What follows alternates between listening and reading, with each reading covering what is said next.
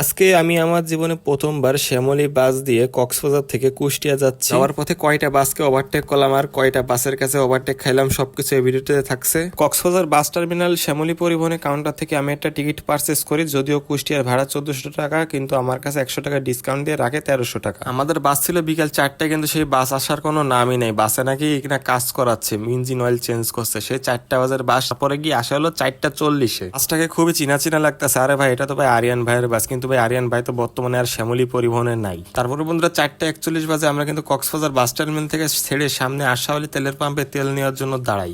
এই হচ্ছে গাড়ির ভিতরে সিটের কন্ডিশন, পুরোপুরি কিন্তু রিবডি করা একটি গাড়ি। এই যে দেখতে পাচ্ছেন সিটের অবস্থা এমন, 40টা সিট, কিন্তু সিটগুলো কিন্তু খুবই চাপা। সৌদিয়া বাসের সিটগুলো কিন্তু এর থেকে খুবই চওড়া হয়। দেখতে পাচ্ছেন আমি কিন্তু চিকন মানুষ, তাও আমার পিঠ পুরো একদম ভাই ফিল আপ হয়ে গেছে সিটের সাথে। শেষমেশ আমরা 4টা বাজের গাড়িতে বিকাল 5টা বাজে কক্সবাজার ছেড়ে কুষ্টিয়ার উদ্দেশ্যে রওনা দিই।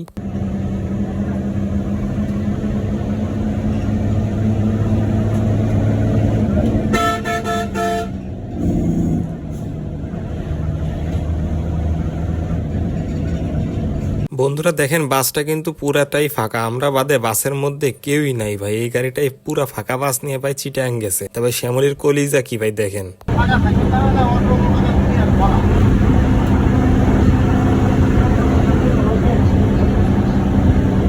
বন্ধুরা আমরা রাতে 10টা বাজে চট্টগ্রামে এসে পৌঁছাই। চট্টগ্রাম অলঙ্কার টলঙ্কার সাইডা দিয়ে আইসা সামনে এসে যে শ্যামলীর কাউন্টার আছে, এখান থেকে আমাদের গাড়িতে এখন ভাই মাছ তুলতেছে। কারণ ভাই আমাদের গাড়ি ভাই এখন মাছের গাড়ি, কিন্তু ভাই এটা খুবই ভাই নর্মাল, কারণ শ্যামলীতে এরকম মাছ টাছ মাল টাল টানে।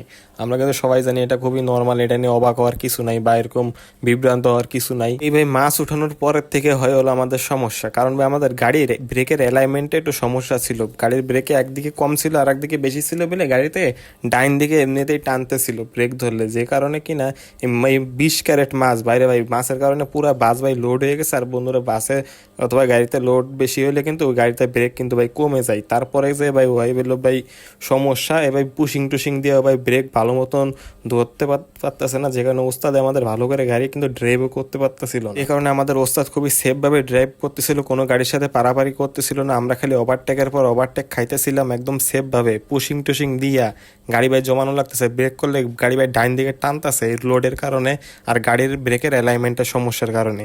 তারপরে গিয়ে বন্ধুরা কুমিল্লাতে যায় অনেকক্ষণ ধরে ব্রেকের কাজ করাইছিল।